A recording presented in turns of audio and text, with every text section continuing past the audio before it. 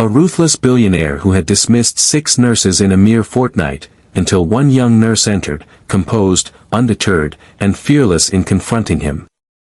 She never anticipated it, yet somehow she found herself the one to thaw the frost encasing his protective heart. St. Aurelius Hospital, a place where those with wealth sought to purchase hope, or at the very least, a tidy bed and a semblance of control amidst their vulnerability. The VIP suite on the A1 wing resembled anything but a hospital room. It was akin to a luxurious 5-star hotel suite. Rich walnut-paneled walls, sleek marble floors, and vibrant fresh flowers delivered each morning.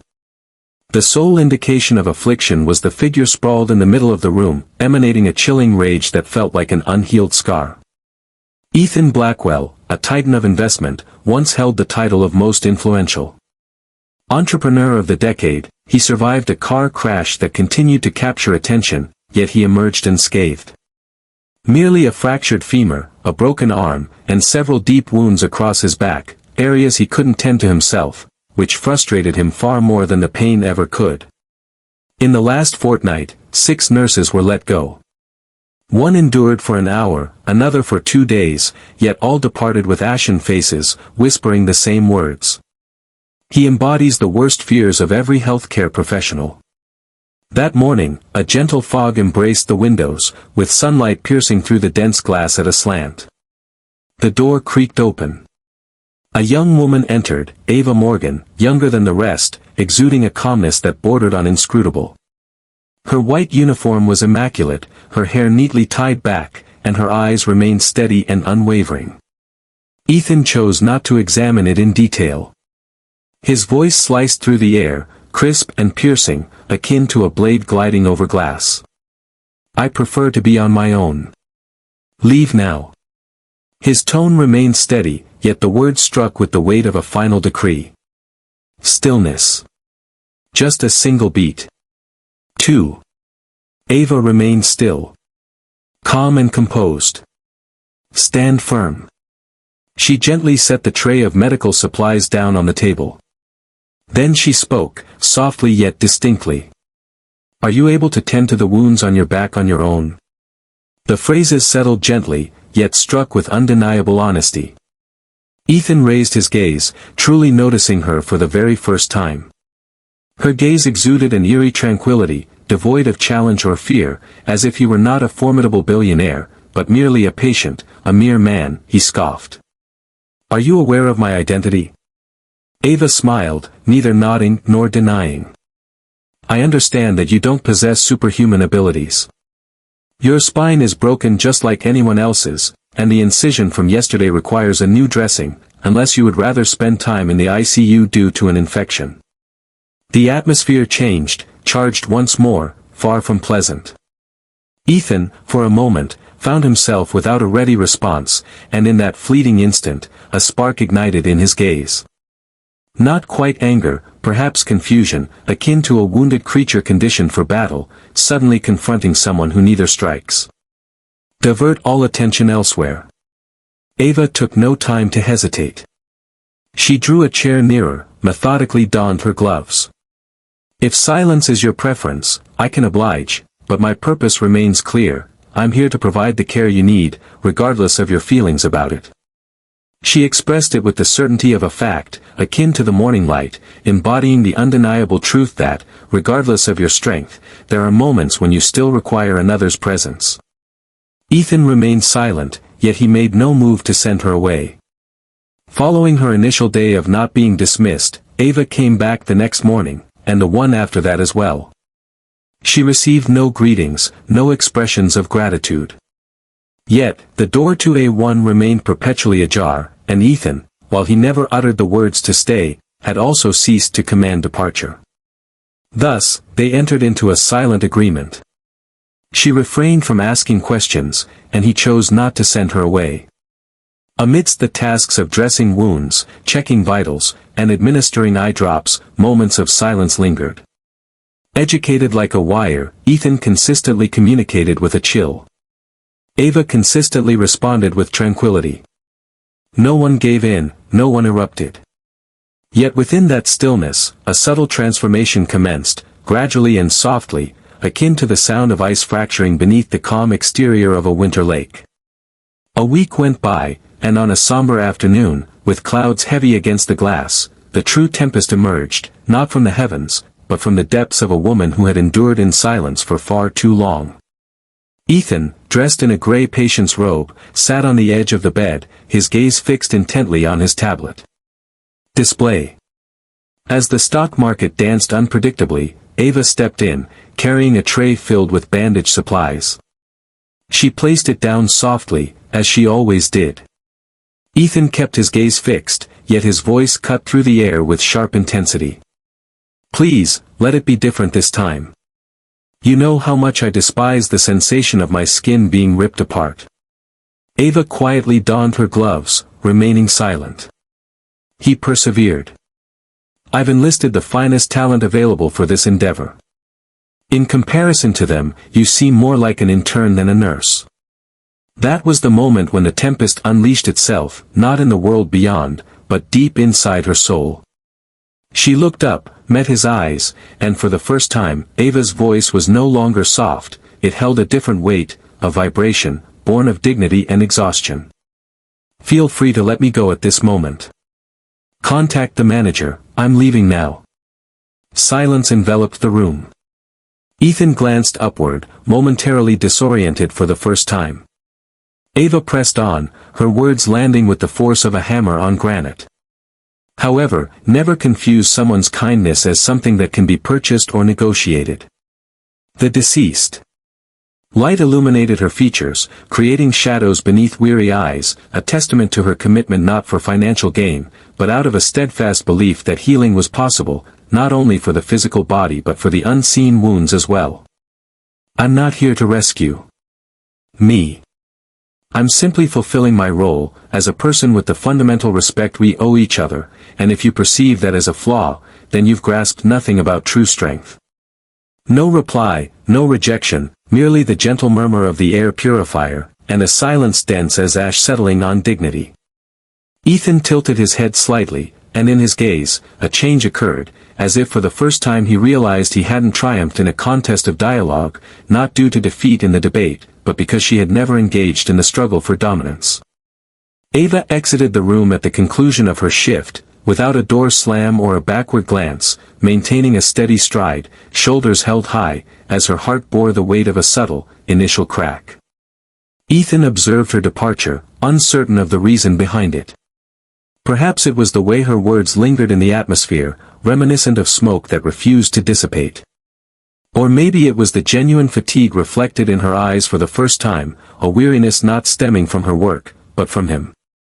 He reclined against the pillow, the late sunlight casting elongated shadows across the polished stone floor.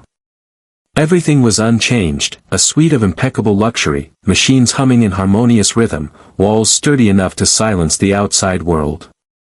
Yet, in that moment, he had never felt more isolated. As the evening nurse entered to prompt him about his medication, Ethan merely nodded in response, remaining silent. Within him, a subtle transformation was occurring, not akin to a landslide, but rather like dust gradually stirred by light, uncovering truths he was reluctant to confront. He remained Ethan Blackwell, yet after today, he was no longer the familiar version of himself. The golden light withdrew from the A1 suite like a silent tide, leaving a cold gray stillness in its wake. There was no shattered glass, no cries of distress. Ethan remained there, unmoving, his gaze locked on the white bandage encircling his arm, as if it posed a question he was unable to answer. The silence enveloped him for the remainder of the evening, and for a change, he refrained from urging anyone to depart. For the first time in years, Ethan felt a sense of uncertainty about his grip on the situation. As darkness enveloped the surroundings, the gentle illumination from above created a cozy ambience against the glass, revealing a weary visage, his own, aged and strange. A gentle breeze wafted through the narrow opening of the window. The familiar nocturnal sounds echoed from the hallway, footsteps, the hum of automatic pumps, wheels gliding over tile, a serene symphony of a hospital in the stillness of night. From the adjacent staff rest lounge, a voice emerged, soft yet distinct, tinged with vulnerability and unmistakably human. "Yes, Mom, I'm okay, don't worry, I'm not falling apart. Ethan reflexively shifted his gaze. That voice, Ava, he hadn't intended to listen in, yet her words seeped into him unexpectedly, uninvited. This patient is truly testing my patience. I've never encountered anyone so icy, so cutting. A soft, weary chuckle escaped, devoid of resentment, as if one had come to terms with the unchangeable, followed by the words that left Ethan breathless. However, I believe his loneliness outweighs any cruelty he may exhibit. Silence enveloped the room, stretching on, and Ethan sensed a weight pressing down in his chest. Isolated. The word resonated within him, reverberating like a sound in an empty cavern. It was the solitary term he'd concealed the most, the one he'd rejected for years, through toil, through wealth, through lavish apartments brimming with emptiness, with a shield so impenetrable that no one could draw near. Now, articulated by a nurse he hardly recognized, presented as if it were an undeniable truth. He surveyed the room once more, every detail pristine, every item costly, and completely devoid of vitality, mirroring his own existence. Ethan struggled to recall the last moment someone had spoken kindly to him without ulterior motives. He forced himself to sit up, his bones creaking in complaint, as if to remind him that enduring physical pain had always been less challenging than grappling with emotional turmoil. His hand moved behind him, searching for the wound on his back, but he couldn't touch it. In that moment, instead of anger, he was filled with a profound sense of helplessness and emptiness. On the glass window, his reflection intertwined with Ava's, each from their separate rooms, two souls not occupying the same space yet united by a shared longing. And there, within the armor Ethan had dedicated his life to crafting around his heart, a tiny, almost imperceptible crack had at last appeared. Some truths, when whispered gently, render us more mute than any accusation ever might. If you share the belief that those who inflict the most pain often carry their own burdens, give a like to nurture hope on this path of healing. And remember to subscribe, you won't want to miss when the first signs of vulnerability appear in Ethan's facade. Last night, Ava found herself tossing and turning, not due to the incessant clicking of the floor pump or the intrusive glow of hallway lights seeping into the break room, but because her own voice, the one she believed was hers alone, reverberated in her mind as if someone had captured it and pressed play on an endless loop. She was uncertain whether Ethan had caught her words, but the vulnerability of revealing her deepest thoughts, of abandoning the facade of strength and the need to appease, left her feeling more bare than she had ever anticipated. The following morning. The sky remained shrouded in gray, a delicate veil of mist clung to the windows, evoking a sense of chill and ambiguity. In that damp, weary ambience, Ava clung to a delicate flicker of hope that perhaps beneath the chill, Ethan had listened, had grasped her feelings, even if just slightly. She had no desire for appreciation. She had no expectation of receiving an apology. She merely wished he would cease distancing himself from others. Ethan sat on the hospital bed, dressed in gray patient scrubs, his gaze fixed on a tablet, though it was evident he wasn't absorbing a single word.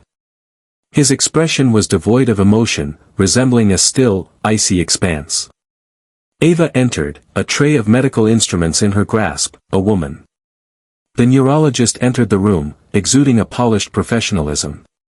Her eyes moved methodically, assessing the environment with the keen insight of someone evaluating the dynamics of cooperation without uttering a word. Ava passed the chart, retreating as she always did. What was meant to be just another calm, ordinary morning took an unexpected turn when Ethan suddenly spoke, out of the blue, without any context or invitation. His voice was even, serene. Every word pierced the silence, sharp and unforgiving, like ice shattering on concrete. The scent you're using, whether it's shampoo, lotion, or something else, is quite off-putting. After a brief pause, he continued, I haven't been sleeping well. It might be the lights you leave on while I change my bandages.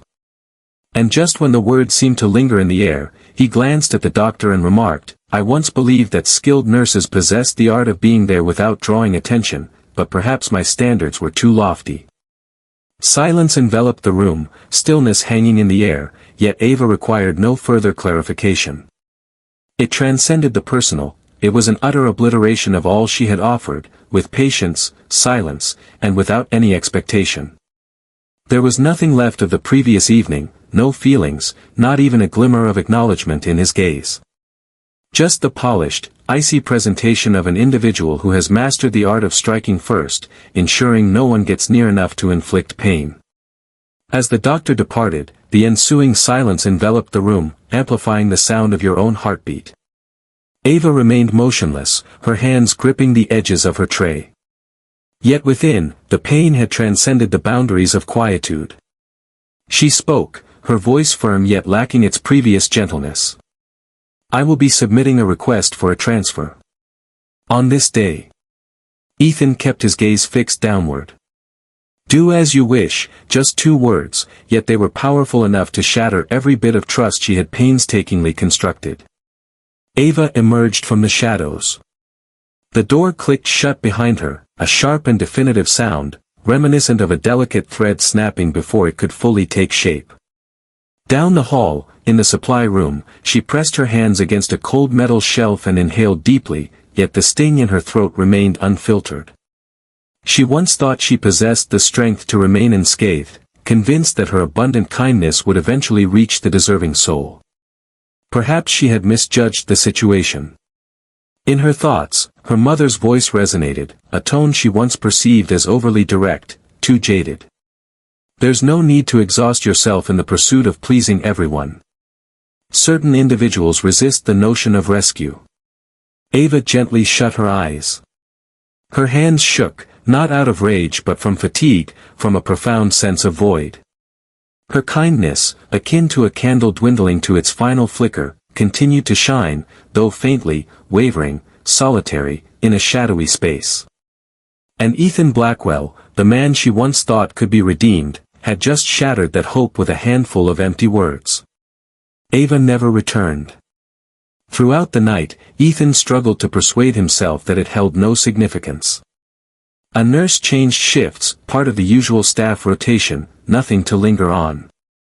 He had dismissed countless individuals from his company, wiped names from the payroll with ease, and yet this morning, he awoke feeling a heavy burden on his chest, formless and dense, like dust that clung stubbornly and refused to be shaken off.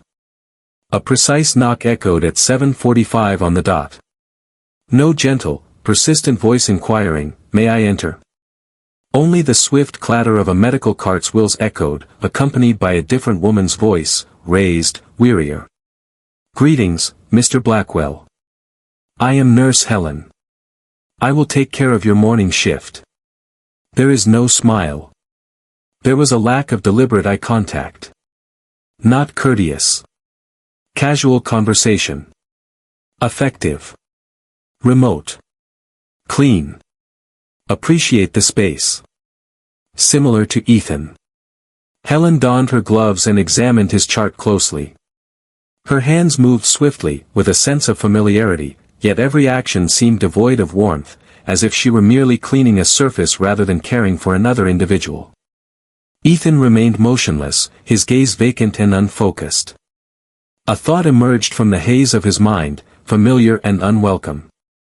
He shook his head, expressing his deep desire for her return. No, not at this moment. Helen carefully peeled away the dressing from his shoulder. It was painless. It wasn't executed badly, yet there was an elusive quality absent, neither technique nor precision seemed to be the issue.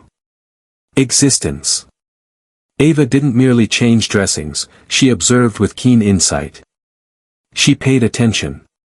She possessed a gaze that compelled others to adjust their posture, not out of obligation, but because they sensed her attention upon them. She never left a trace, yet she imparted something far more enduring, the feeling that he was not battling this solitude by himself.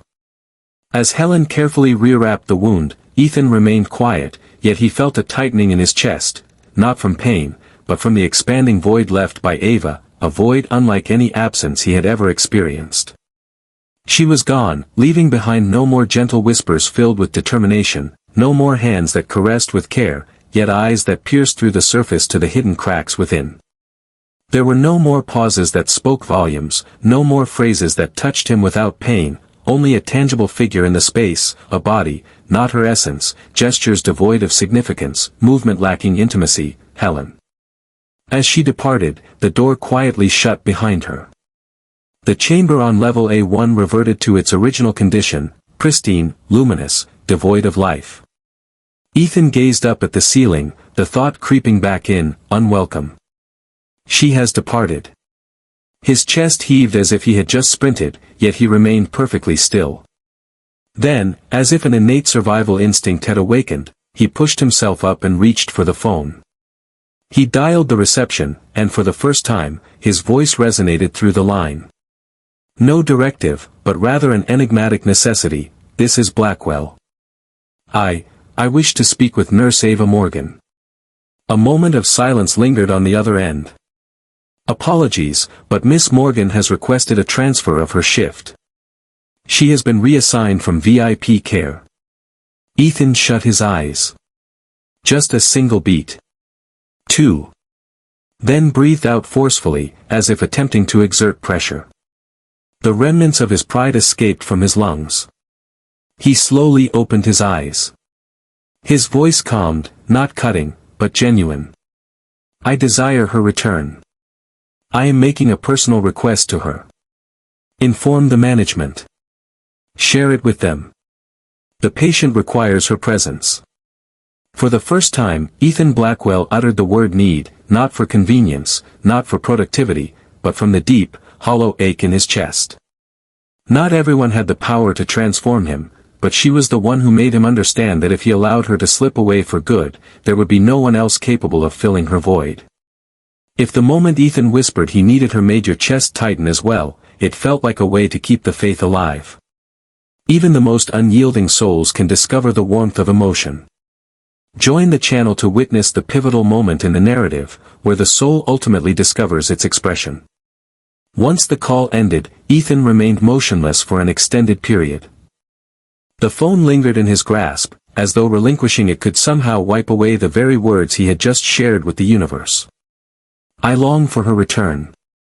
In the stillness that followed, he came to a profound realization. For the first time in his life, he found himself unable to conjure someone's presence through sheer force alone. That afternoon, the medical supervisor entered his room and placed a transfer request form before him.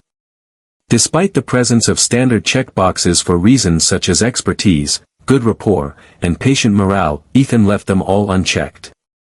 Instead, he took a pen and inscribed by hand at the bottom, "For she is the only one." The supervisor, who never regarded me as a lost cause, raised their gaze. She remained silent, yet there was a subtle shift in her expression that conveyed a sense of warmth. That evening, Ethan penned another note, succinct, straightforward, devoid of any flourish. West Garden, 5 p.m. No Blackwell, just Ethan, in the evening. West Garden. Ava perused the note at precisely 2:03 p.m. She folded it, neither crying nor smiling, yet for the first time, seeing his name devoid of its former power made her feel a touch lighter. Uncertain about her next steps, she realized that sometimes the heart acts before reason can intervene. The West Garden, the sole sanctuary within the hospital that retained a sense of authenticity, where the breeze whispered softly, and the final red maple leaves floated gracefully to the ground. The lavender bushes, though parched, still released their fragrance, reminiscent of a fleeting beauty that had once graced the space, if only for a moment. Ethan stood there, not leaning against a wall, not merely a man waiting for an answer to the part of himself he'd buried for far too long. When Ava appeared, they stood just a few steps apart, yet it felt as though an entire lifetime lay between them, neither hurried nor speaking hastily. Then Ethan spoke, his voice soft yet genuine. "You once mentioned that I had the power to let you go." He lifted his eyes, his expression open, vulnerable, laid bare without defenses, "Yet now I find myself pleading for you to stay." The wind swept by, Ava's gaze remained steady, yet her heart stirred within her. Soft melodies resonated within her, gentle yet undeniable. Ethan stepped forward, not to assert himself, but to bridge the gap that had long been filled with solitude. He pressed on, each word unraveling another layer of frost. "I once believed that by keeping my distance, I could avoid the pain of betrayal.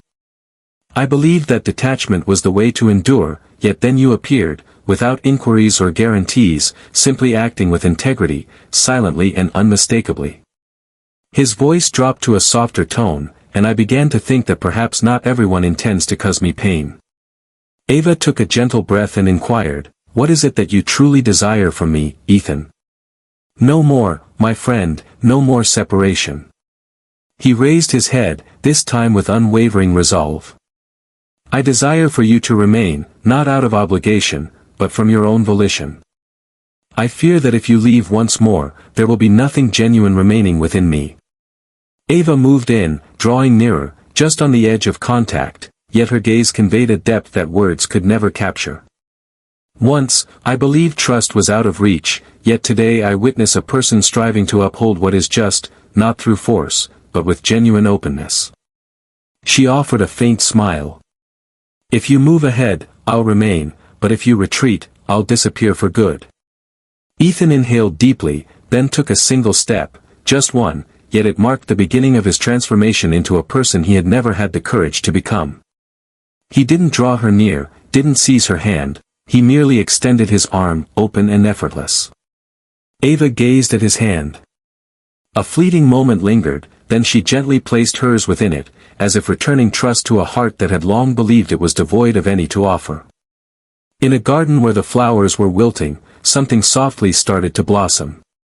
Without declarations or promises, only love, in its most authentic essence, embraced.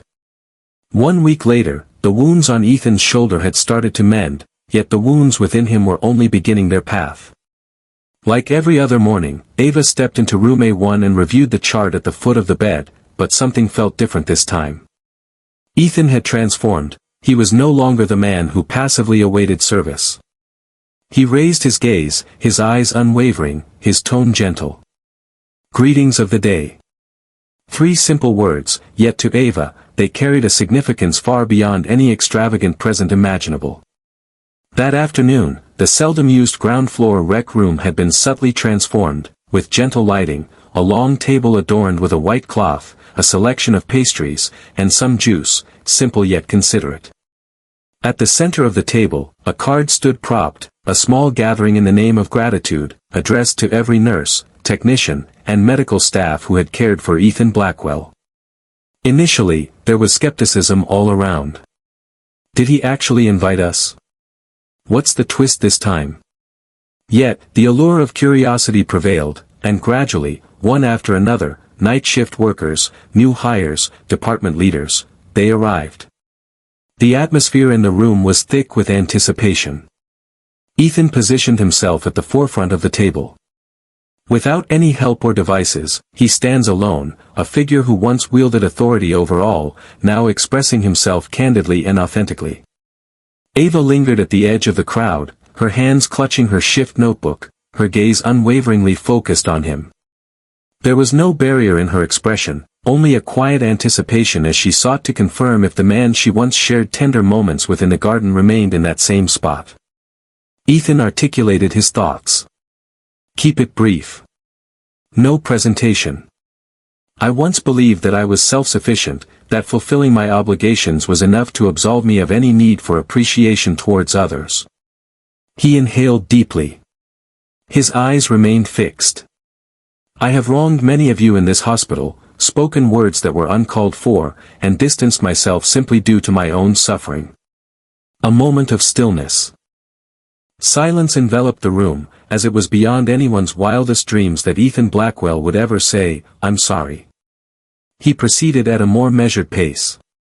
"But I was mistaken, and I realized that, from one individual in this space, all gazes began to trace his, to where Ava stood, her expression unwavering, yet in her eyes, a glimmer of moisture, not born of sentiment, but from the subtle acknowledgement that, for once, she was not solitary in her convictions. Ethan persevered. "I appreciate your perseverance, especially when I may not have warranted it. I appreciate you demonstrating that kindness can come from a genuine place, not driven by the expectation of rewards, but simply as a reflection of one's true self." Silence filled the room. Silence enveloped the room. Yet within that room, a profound transformation occurred, for if an individual like Ethan Blackwell could articulate those words openly, in the presence of others, then perhaps no one was truly beyond the possibility of change. As the crowd started to disperse, Ava made her way past him. She continued on her way, her voice a gentle murmur as she moved by. Your first act of gratitude should be directed towards yourself for accomplishing the most challenging task of all. Ethan turned, nodded softly, and in their gazes, all inquiries had vanished. Just one final chapter remains, poised for its next words. 3 weeks later, St. Aurelius Hospital resumed its usual cadence, as though the upheaval caused by a man who had once disrupted the entire A1 floor with nurse rotations had never occurred, and who, ultimately, had transformed himself entirely. Ethan and Blackwell were no longer spoken of, and neither did Ava bring them up.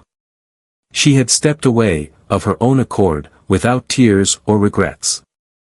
In a quaint riverside town, mornings were heralded by the cheerful jingle of the bread truck, while evenings concluded with sunsets that spilled golden hues across the water. In this place, no one was aware of her past with one of the richest and most challenging figures in America, and she relished that anonymity. She secured a charming one-story house featuring a welcoming porch and a lovely white frangipani tree gracing the front yard. She discovered the art of nurturing plants. Understood. To transform silence from a source of discomfort into a vital component of recovery. On a Sunday afternoon. The rain had finally subsided. The waning sunlight glimmered through the delicate strands. As water clung to the leaves, Ava folded a blanket fresh from the line. Stepping out onto the porch, she heard a car pull up in front of her house. Silence prevails. Take your time. Just a gentle stop, as if someone were inside. I was uncertain. She raised her gaze. A sleek black sedan lingered beside the pristine white wooden gate. With a gentle creak, the door swung open. Ethan emerged from the confines of the space. No arrangement of 999 roses. No luxury attire. There is no security detail. No expression of, I understand I require absolution. Only Ethan stood there, clad in a khaki jacket, his hair tousled, shoes smeared with mud, and gripping a brown paper bag, its edges crumpled as if it had been clutched too firmly. Ava remained silent for far too long. No smile was present. She rested against the railing, biding her time. Ethan gazed at the porch, at the woman who had once faced down words that could cut deep, never flinching in her resolve. He elevated his tone, softly. I discovered the art of crafting a soothing soup for someone battling a cold. A moment of stillness, followed by a subtle smile, possibly the first one he had ever genuinely intended. Final moment. You looked after me. Today, I find myself here, seeking the opportunity to look after you. Should the occasion arise. You feel exhausted. Ava remained silent, yet there was a subtle warmth in her eyes. Ethan approached the gate with purpose. He left it closed, refraining from stepping inside. He simply extended the paper bag through the slim gap between the wooden panels and murmured, I'm not here to begin anew. I'm ready to embark on this journey as my true self. She gazed at him for an extended moment before descending the wooden stairs, her movements light and deliberate. Ethan remained still. She swung the gate open and accepted the bag from his grasp. Within lay a container of soup, still radiating warmth, meticulously sealed. No dining establishment, no exclusivity. Cook. A simple bowl of soup, crafted by a man filled with appreciation. Ava gazed at him, her tone unwavering. Creating soup may not signify much, but delivering it here is a significant achievement. Ethan emitted a brief, genuine chuckle. I can master the art of porridge, perfect the craft of baking bread, and tackle the dishes, yet there's one skill I prefer to keep to myself. He gazed intently at her. How to support someone without diminishing their sense of self. Ava remained silent, yet she pushed the gate open wider, then turned and stepped inside, leaving the door ajar behind her. Ethan paused for a moment, then decided to follow. Without a grand score or a heartfelt revelation, simply an unbarred entrance. A wooden table stands with an unoccupied chair, a pot of soup exuding warmth, and two individuals stripped of all they once held dear. If you hold faith in a love that transcends memory, time, and even existence, kindly like this video and remember to subscribe to the channel. This way, we can continue sharing the stories that touch the deepest parts of the heart, where reason often falls short.